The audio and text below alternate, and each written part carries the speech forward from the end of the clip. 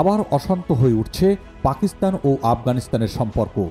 বুধবার পাকিস্তানের আফগানিস্তান সীমান্তের কাছে রাস্তার পাশে পুঁতে রাখা বোমা বিস্ফোরণে ৩ পুলিশ সদস্য নিহত হয়েছেন। আহত হয়েছেন আরও ২ জন।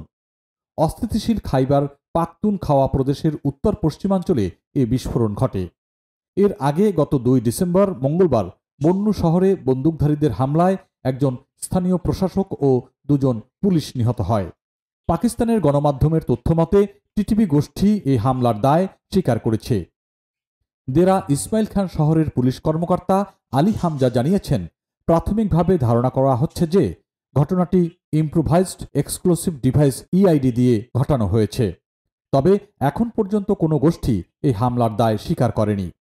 এদিকে বোমা হামলার জন্য তেহরিক ই তালেবান পাকিস্তান টিটিপিকে দোষারোপ করছেন পাকিস্তানের স্বরাষ্ট্রমন্ত্রী মহসিন নাকভি।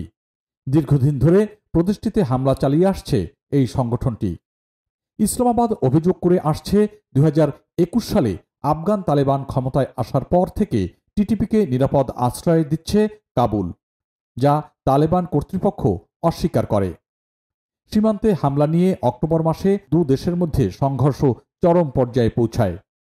এ সংঘর্ষে দুপক্ষের ১৫০ জনের বেশি নিহত হয়েছে। যদিও যুদ্ধবিরতি আপাতত কার্যকর রয়েছে, তবে সীমান্তে এখনও বিরাজ করছে তীব্র উত্তেজনা। এদিকে কাবুলের দাবি, পাকিস্তান তাদের পূর্বাঞ্চলে বিমান হামলা চালিয়েছে। অন্যদিকে পাকিস্তানও সাম্প্রতিক সপ্তাহগুলোতে একের পর এক বিচ্ছিন্ন হামলার শিকার হচ্ছে। ইসলামাবাদের আদালত প্রাঙ্গণে আত্মঘাতী বোমা হামলায় ১২ জন নিহত এবং পেশোয়ারে একটি প্যারামিলিটারি সদর দপ্তরে আক্রমণের জন্য টিটিপিকে দায়ী করা হয়েছে। অক্টোবর মাসে দোহায় ২ দেশ যুদ্ধবিরতি চুক্তি করে, তবে নভেম্বরের মাসে ইস্তাম্বুলে অনুষ্ঠিত দ্বিতীয় দফা আলোচনায় কোনো দীর্ঘমেয়াদী সমঝোতা হয়নি। পাকিস্তানের দাবি, আফগানিস্তানকে টিটিপির বিরুদ্ধে ব্যবস্থা নিতে প্রতিশ্রুতিবদ্ধ হতে হবে।